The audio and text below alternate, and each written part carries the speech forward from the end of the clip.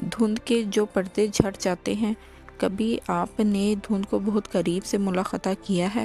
ہوں تو ساری دھند ساری کی ساری ایسے نہیں چھائی رہتی جیسے ہمارے ذہنوں پہ چھائی رہتی ہے۔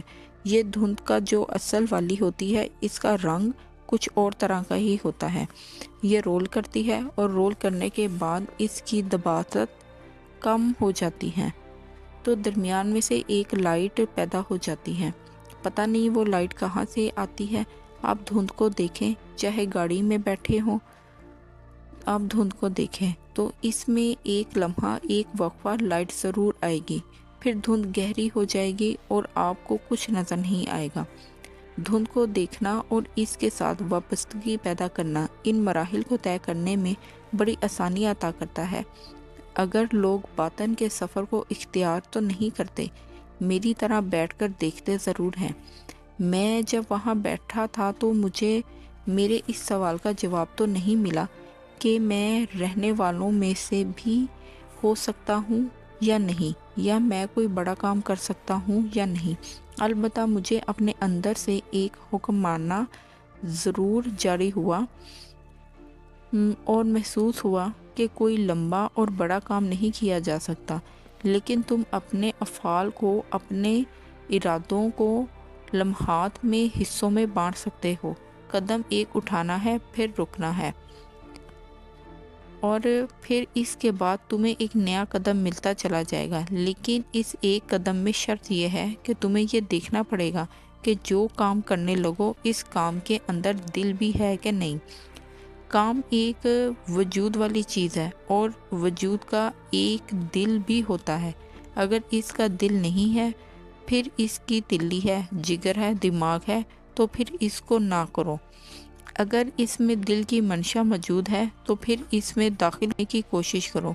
بہت سے کام ایسے ہوتے ہیں جو دل کے بغیر کیے جاتے ہیں اور چلتے ہیں۔ نہ کام میں دل ہوتا ہے، نہ فعل میں دل ہوتا ہے، نہ آپ کے آگے آنے والی چیزوں میں دل ہوتا ہے۔ اب تو سائنسدان کہتے ہیں کہ دل مکھی سے لے کر ہاتھی تک ہر ایک میں ہوتا ہے۔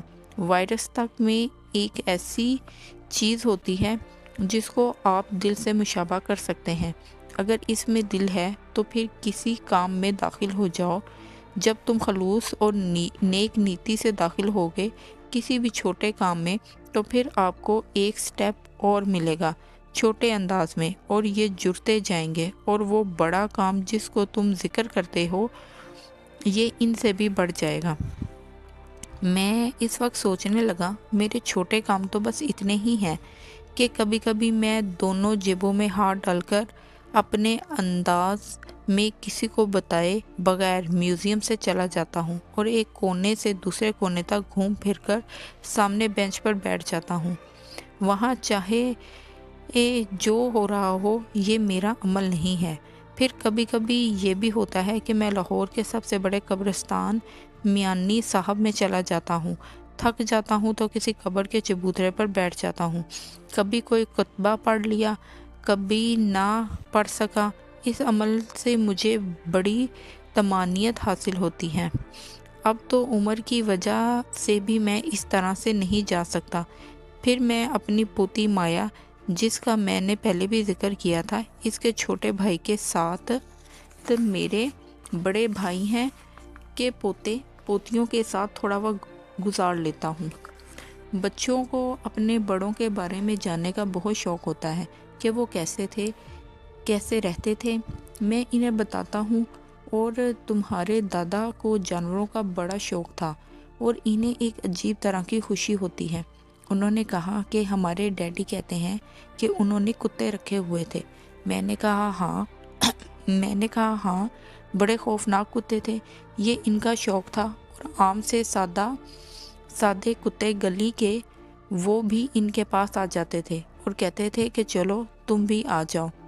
میں نے کہا وہ تمہارے دادا تھے، یعنی میرے بڑے بھائی تھے۔ اب بچے ان کے بارے میں اور جاننا چاہتے ہیں۔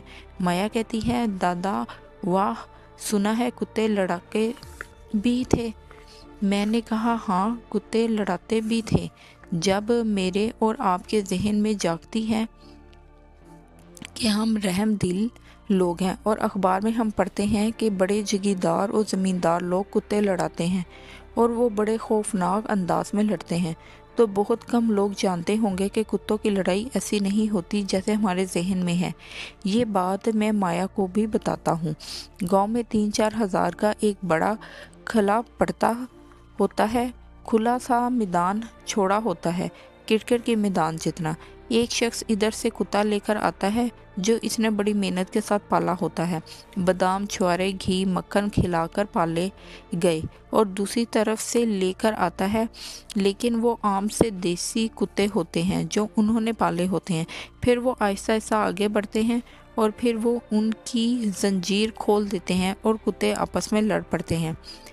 میں نے جب تک یہ لڑائی نہیں دیکھی تھی کہ کتے جھپٹتے کس طرح سے ہیں اور وہ کیسے ایک دوسرے کی کھال ادھیڑ دیتے ہیں، تو برا حال ہو جاتا تھا۔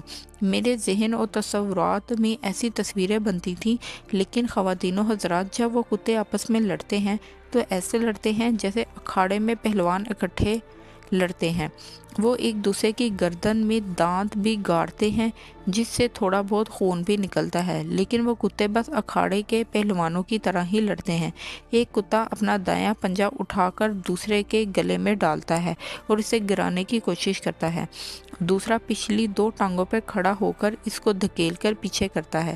وہ دانتوں سے بھی بہت کم کام لیتے ہیں اور اس طرح پنجوں سے بھی کم کام لیا جاتا ہے۔ وہ ایک دوسرے کی جسمانی طاقت سے ٹکراتے ہیں۔ جیتنے اور ہارنے کی شرط یہ ہوتی ہے کہ جو کتا گر جائے گا اور اس کی زمین پر پیٹھ لگ جائے گی، اسے لگ جانا کہتے ہیں، وہ ہار جاتا ہے اور دوسرا جیت جاتا ہے، اور پھر ڈکا ڈک ڈھول بجتا ہے اور دوسرا ہارا ہوا کتا شرمندہ سا دم ہلا کر مالک کے ساتھ جا کر کھڑا ہو جاتا ہے، مالک بھی شرمندہ سا ہو جاتا ہے۔ جب میں نے بچوں کو یہ سب بتا رہا تھا کہ تمہارے دادا کتوں کے ایسے شوقین تھے اور انہیں اسی قسم کے کتے پسند تھے، تو مایا کہتی ہے، دادا، یہ برا فعل ایسا ہے جو نہیں کیا جانا چاہیے۔ میں نے کہا کہ یہ جانوروں سے محبت کے انداز اور مظاہر ہیں۔ اب دیکھ لو یہ مظاہر سچ مچ میں آپ کے اندر بھی موجود ہیں یا نہیں، کیونکہ جب تمہارے دادا ایک اور عمر کو پہنچے اور بالکل آخری عمر ہوتی ہے، تو بے شمار چڑیاں ان کے ہاتھوں پر بیٹھ کر ان کے ہاتھ سے آٹا چھین کر لیتی تھی۔ تقریباً 30 چڑیاں ہاتھ کے اوپر بیٹھ کر آٹا کھانے کے لیے لڑائی کر رہی ہوتی تھی۔ یہ لمبی ساری کہانی سنانے کا میرا مقصد یہ تھا کہ جب آپ بات کرتے ہیں تو ایک تعلق پیدا ہوتا ہے، ایک رشتہ بنتا ہے بچے کے ساتھ یا کسی بندے کے ساتھ، اور آپ اس بات میں اتنا ڈوب جاتے ہیں کہ وہ اس کہانی کا دل بن جاتا ہے، سننے والے کے لیے بھی اور سنانے والے کے لیے بھی۔ تو پھر آپ کو پتہ چلتا ہے کہ ہاں، اب ہم اس کے بعد ایک نیا سٹیپ ملنے والا ہے، اور آپ اس نئے سٹیپ میں داخل ہو جاتے ہیں، ورنہ آپ کی روٹین وہی رہے گی جو چلتی آئی ہے اور چلتی آ رہی ہے۔ اس دھند کے اندر ایک ایسا سیاہ بے رنگ پردوں کے اندر سے جب یہ روشنی پیدا ہوتی ہے، ایسے انسان کی زندگی بہت بے رنگ اور بہت گہری دھند کے بعد روشنی کا ایک سپاٹ آتا ہے جس میں بڑی آسانی کے ساتھ جا کر وہ اپنی جگہ حاصل کر لیتا ہے۔